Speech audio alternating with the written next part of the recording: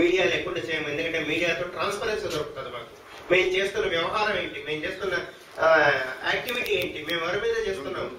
ఆమె పంపించిన వాళ్ళు అన్నారట నోటీసులు అందలేదు అని.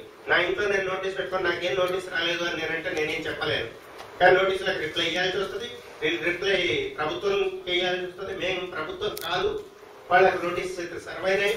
ఆమె అసలు బ్యాండ్ అది అంటే ఇక్కడ అప్రస్తుతం అది ఆమె గురించి కాదు కాబట్టి. అట్లాగే ఈ కేఎఫ్సి మాత్రం వెంటనే బ్యాన్ కావాలి.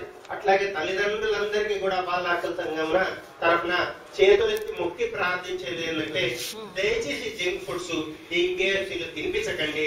మీ పిల్లలకు మీరు విషయం చేతుల్లో మీ చేతుల మీదుగా విషయం పెట్టకూడదండి అని చెప్పేసి కోరుతుంది. ఏమండి సాలమనెల్లా అనేది మేడం చెప్తారు. సాలమనెల్లా అనేది ఒక ప్యాథోజన్, దాని ద్వారా టైఫాయిడ్, పారాటైఫాయిడ్ ఇట్లాంటివి వస్తాయి. ఈ మేడం చెప్తారు.